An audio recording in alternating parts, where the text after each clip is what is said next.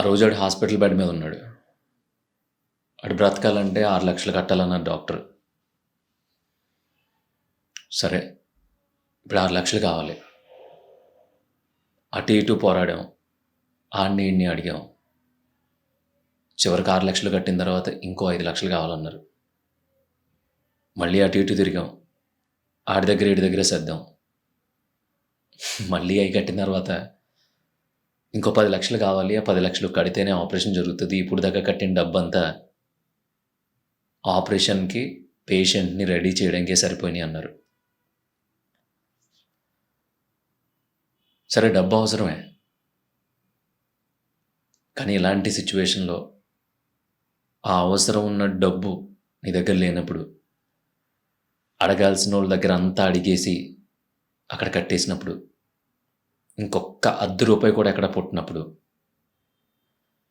Hospital బయట కూర్చుని లోపల మన అనుకునేవాడు ప్రాణాలతో పోరాడుతున్నప్పుడు, పోతే పోనే డబ్బు కడితేనే వైద్యం చేస్తాం అన్నప్పుడు, ఆ డబ్బు కట్టలేక బయటలా నిలువు స్తంభంలో కూర్చొని పడిపోయిన నువ్వు, ఆ లోపలాడు చచ్చిపోతున్నాడు, అని కాపాడలేకపోతున్నాం కాబట్టి నేను కూడా చస్తే బాగుండు అనిపించినప్పుడు నీకు ఆ డబ్బు విలువ అర్థం అవుద్ది. ఎస్, నేను ఒప్పుకుంటాను, ప్రతిదానికి డబ్బు అవసరం కాదు అని అంటూ ఉంటారు కదా, వాళ్ళందరి మాట నేను ఒప్పుకుంటాను. మరి ప్రతిదానికి డబ్బు అవసరం లేదని మీరు ఒక ప్రాణం పోతూ ఉంటే, ఒకడు చచ్చిపోతూ ఉంటే, ఒకడు ప్రాణంతో పోరాటం చేస్తూ ఉంటే, ఆ 10 లక్షలు కడితేనే ఆపరేషన్ చేస్తాం అని ఎంబీబీఎస్ చేసిన డాక్టర్సు, కోట్లకు పడగలెత్తి ఆ హాస్పిటల్ పెట్టిన సీఈఓలు ఒకటి రాసుకుంటారు కదా, ఒక రాజ్యాంగం రాసుకుంటారు కదా, మరి అక్కడికి వెళ్ళి ఇదే మాట చెప్పగలవా? ప్రతిదానికి డబ్బు అవసరం లేదు అని వాళ్ళతో వాదించగలవా? వాళ్ళ చేతులతో బలవంతంగా ఆపరేషన్ చేయించగలవా? అలాంటప్పుడు అనిపిస్తుంది డబ్బు ఎంత ఇంపార్టెంటో, ఏం చేసైనా సరే డబ్బు సంపాదించాలి అనే ఒక రాడికల్ మూమెంట్ మొదలవుద్ది అక్కడి నుంచే. ఈ మొత్తం పోరాటంలో ఆ హాస్పిటల్ బెడ్ మీద ప్రాణాలతో పోరాడుతున్న వాళ్ళ కుటుంబ సభ్యులు, వాళ్ళ అమ్మ నాన్న కూడగట్టిన 10 లక్షలు సరిపోలేదు. ఇంకో 10 లక్షలు లేవు. డబ్బు లేకపోతే ఆపరేషన్ జరగదు. సో ఆడు చచ్చిపోయాడు. అంటే ఒక మనిషి ప్రాణం విలువ, అది కూడా ఒక 25 సంవత్సరాల కుర్రోడి ప్రాణం విలువ 10 లక్షలు. జస్ట్ 10 లక్షలు అంతే. ఆడు రేపొద్దున ఏం సాధిస్తాడో, ఏం పీకుతాడో ఎవరికీ అవసరం లేదు. అక్కడ కేవలం ఆ హాస్పిటల్ బెడ్ మీద ఆడొక నిధి, ఆడొక వరం లాంటాడు ఆ హాస్పిటల్కి, ఆ డాక్టర్స్కి, ఆ బిల్ కౌంటర్కి, వాళ్ళందరికీ. ఆడు ఎంత క్రిటికల్ మూమెంట్లో ఉంటే వీళ్ళందరి పంట అంత బాగా పండుతుంది. మరి ఇంకెక్కడుంది నువ్వు అనుకునే అన్ని డబ్బుతోనే జరగవు అనే మాట? దయచేసి ఇలాంటి మాటలు ఎవరి దగ్గర చెప్పకండి. ఒకటి గుర్తుపెట్టుకో, ఒక పరిస్థితి వచ్చినప్పుడు నీ వెనకాల కానీ, నీ పక్కన కానీ, నీ ముందు కానీ ఒక మనిషి నిలబడతాడేమో తప్ప ఆడి జేబులో డబ్బులు ఉండవు. ఒకవేళ ఉన్నా కూడా అది నీ అవసరానికి సరిపోదు. అందుకే ఎంత త్వరగా మేలుకుంటావో అంత త్వరగా మేలుకో. ఎవడి మాట వినొద్దు, మనిషి మాట వినొద్దు అనేది నీకు సినిమా డైలాగులు అనిపించవచ్చు, కానీ అది నిజం. చెప్పేవాడిదేముంది, బోల్డ్ చెప్తాడు, 1,00,000 చెప్తాడు, కానీ పడేది నువ్వు కదా. ఒక 25 సంవత్సరాల కుర్రోడి ప్రాణం విలువ 10 లక్షల దగ్గర ఆగిపోయింది అంటే బయట ఎంత ఘోరంగా ఉందో అర్థం చేసుకో. ఇదంతా నేను ఒక ఇన్స్టాగ్రామ్ రీల్లో విన్నాను. నాకు చాలా చాలా చాలా చాలా హార్ట్ టచింగ్ అనిపించింది.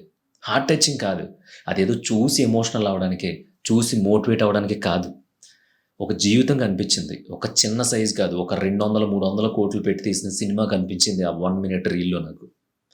అదే పోస్ట్ చేద్దాం అనుకున్నా, కానీ అది పోస్ట్ చేయడం కుదరదు, అందుకే చెప్తున్నాను. సో ఈ కథ మొత్తం విన్నావు కదా, ఇది నిజంగా జరిగిన కథ. ఇప్పటి నుంచి అయినా నిన్ను నువ్వు ఒకే ఒక క్వశ్చన్ వేసుకో. నీ విలువ ఎంత? చచ్చిపోయినోడి విలువ 10,00,000 దగ్గర ఆగిపోయింది. వాళ్ళ అమ్మా నాన్నలు 10,00,000 వరకు తీసుకొచ్చి కన్న కొడుకుని కాపాడుకోలేక నీళ్లు వదిలేశారు. సో అక్కడ ఆడికాడు విలువ కట్టుకోలేకపోవడం వల్ల చచ్చిపోయాడు. ఇప్పుడు నువ్వు ప్రశ్నించుకో. ఒకవేళ వీడియో అంతా చూసిన తర్వాత ఇక్కడ ఈ మాట చెప్పిన తర్వాత ఈ భయమే ఇచ్చేమో. నువ్వు భయపడుతున్నావు అంటే నువ్వు చెయ్యాల్సింది చాలా ఉంది. నువ్వు భయపడుతున్నావు అంటే నీకు విలువ లేనట్టే. నువ్వు భయపడుతున్నావు అంటే ఎస్, ఇప్పటి నుంచి ఈ క్షణం నుంచి నువ్వు పరుగు మొదలు పెట్టాల్సిన సమయం వచ్చింది అని లెక్క. స్కిప్ చేయకు, వెళ్ళిపోకు. ఒకవేళ వెళ్ళిపోవాలనుకుంటే నీ విలువ ఏంటి అనేది నాకు లెక్క చెప్పిన తర్వాత ఈ వీడియోలోంచి బయటికెళ్ళు. అలా చెప్పకుండా వెళ్ళే హక్కు, అధికారం నీకు లేదు. ఎందుకో చెప్తాను నేను.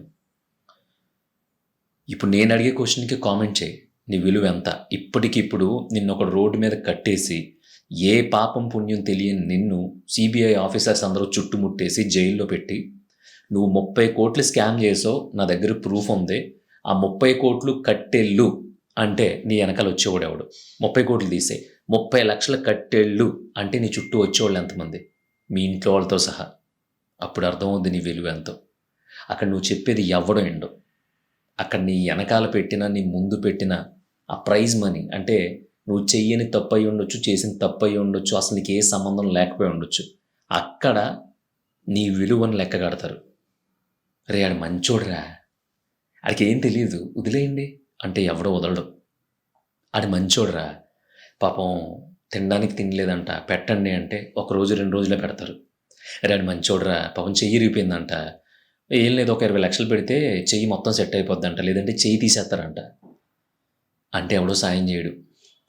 పోన్లే మంచోడైతే ఉంది, మనం అంత చేయలేం కదా, కనీసం ప్రాణం పోలే సంతోషించు, ఆ ఒక్క చేయిలో ఏదోలో బ్రతికేస్తాడు. ఇలాంటి మాటలు వినిపిస్తాయి. నాకు ఆ వీడియో విన్నంతసేపు బుర్ర పనిచేయలే.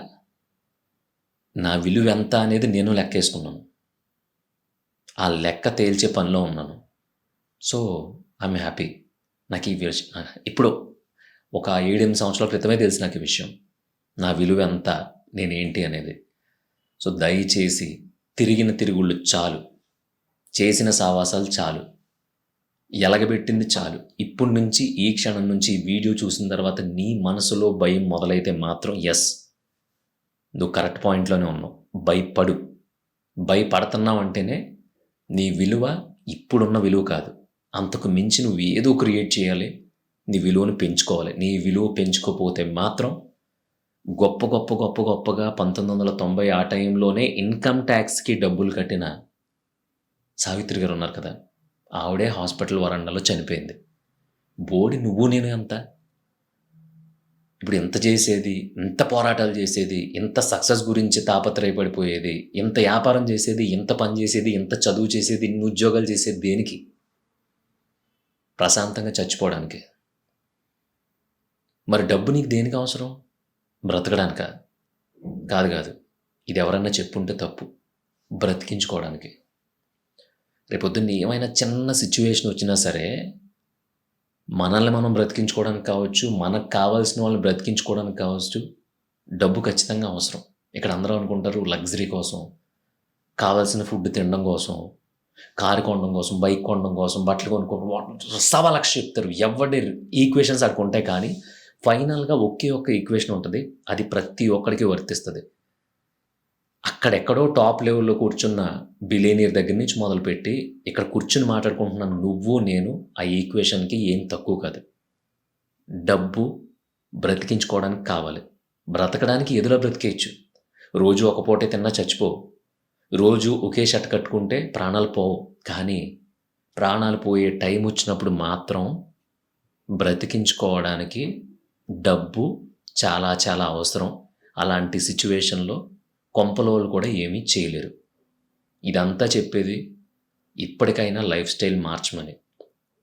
ఇప్పటికైనా నువ్వు చేసే పని ఏదైతే ఉందో అది సరిపోతుందో లేదో చెక్ చేసుకోమని. ఇప్పటికైనా బద్ధకాన్ని వదిలేయమని. ఇప్పటికైనా ఇదివరకటి ఆలోచనలు మానేమని. ఇప్పటికైనా సరే నువ్వు ఉండే చోటును వదిలిపెట్టి కొత్త చోటుకి వెళ్ళమని. ఇదంతా చెప్పడానికే నాకింత టైం ఎందుకు పట్టిందంటే, అదంతా నేను ఊహించుకొని నిన్న రాత్రి నుంచి మొదలుపెడితే, ఈరోజు పొద్దున వరకు 100 సార్లు చూసాను ఆ రీల్ నేను. 100 సార్లు నమ్మవు. నేను జస్ట్ ఒక ఎగ్జాంపుల్‌లో చెప్తున్నా ఆ కౌంట్ 100 సార్లని. అంతకు పైనే ఉంటది. కాకపోతే ఒక 20, 30 తక్కువ చెప్పాలి కాబట్టి 100 అని చెప్తున్నాను. ఇక్కడ అవసరం వచ్చినప్పుడు, సహాయం కావాల్సినప్పుడు, నీకు రూ. 100 కావాలితే 70 వరకు నువ్వనుకున్నట్టు మంచోళ్ళు ఉన్నారనుకుందాం. నీ ఫ్యామిలీ మంచిదనుకుందాం. నీ చుట్టూ చాలా చాలా మంచి ఫ్రెండ్స్ ఉన్నారనుకుందాం. బంధువులు, కొలీగ్స్ అందరూ ఉన్నారు. నీకు 100 కావాల్సితే 70 వరకు వాళ్ళు సాయం చేస్తారు. మిగతా 30 అన్నా నీ విలువ అయ్యి ఉండాలి కదా! మరి నీ విలువ 30 ఉందా? చెక్ చేసుకున్నావా? ఒకసారి ఆలోచించు. సిట్యుయేషన్ చేంజ్ చేసుకుంటావో, లేదంటే పరిస్థితుల్ని నీకు అనుకూలంగా మార్చుకుంటావో ఒక్కసారి దయచేసి నీ విలువ ఎంత అనేది మాత్రం లెక్కట్టుకో. ఒకడేమో బాగా డబ్బులు సంపాదించి ప్రేమించిన అమ్మాయిని పెళ్లి చేసుకోవాలనుకుంటాడు. ఒకడేమో బాగా డబ్బులు సంపాదించేసి మంచి ఇల్లు కట్టుకుందాం అనుకుంటాడు. ఒకడు బాగా డబ్బులు సంపాదించేసి నాకు కావాల్సినట్టు బ్రతుకుదాం అనుకుంటాడు. అయన్నీ కరెక్టే. కానీ ఇక్కడ చావు కూడా ప్రశాంతంగా ఉండాలంటే డబ్బు కావాలి. ఈ డబ్బు గురించి ఎవడైనా తక్కువ చేసి మాట్లాడితే దయచేసి ఆడి దగ్గర నువ్వు తిరక్కో, ఆడి మాటలు వినకో, వీలైతే అన్నీ కట్ చేసేయి. ఎందుకంటే ఆడు సంపాదిస్తూ ఉంటాడు. ఆడి విలువేంటో ఆడికి తెలుసు. ఆడి విలువను ఎలా పెంచుకోవాలో ఆడికి తెలుసు. అయన్నీ తెలుసున్న మూల ఆడు తప్పుడు మాటలు చెప్తూ ఉంటాడు. నేను చెప్పిన సిచ్యువేషన్ బాగా విన్నావు కదా! గుండెల మీద చెయ్యేసుకుని, ఈ వీడియో అయిపోయిన తర్వాత ఇంకొక్కసారి హెడ్‌ఫోన్స్ పెట్టుకొని, మళ్ళీ ఒకసారి విని, ఆ వీడియో అయిపోయిన తర్వాత కళ్ళు అలాగే మూసుకొని, నీ విలువ ఎంత? మీ వీధిలో నడుచుకుంటా ఎళ్తావంటే నిన్నొక కరెంటు స్తంభానికి కట్టేసి నువ్వు 20,00,000 దొంగతనం చేశావు. కరెక్ట్‌గా ఒక రోజు అంటే 12 గంటలనుకో. ఒక 12 గంటల్లో 20,00,000 తెచ్చివ్వకపోతే నీ తల నరికేస్తాం అన్నారు. నీకంటూ ఎవ్వడు లేడు. అడవిలో ఉన్నావనుకో. అర్థమవుతుందా? ఆ 20,00,000 నీ విలువ అయ్యుందా లేదా? అక్కడ 20,00,000 నీ విలువ కాకపోతే, ఒక ఫోన్ కొడితే ఆ 20,00,000 రాకపోతే, ఆ 20,00,000 12 గంటల లోపల నీకు సెట్ అవ్వకపోతే నీ తల తెగి కింద పడిపోద్ది. అలాంటి సిచ్యువేషన్‌లో ఉన్నావనుకో. ఎంతమందిని అడుక్కోవాలో గుర్తు తెచ్చుకో. ఎన్ని అమ్ముకోవాలో గుర్తు తెచ్చుకో. ఎన్ని తాకట్టు పెట్టుకోవాలో గుర్తు తెచ్చుకో. అసలు నీ దగ్గర తాకట్టు పెట్టడానికైనా ఏమన్నా ఉందో లేదో గుర్తు తెచ్చుకో.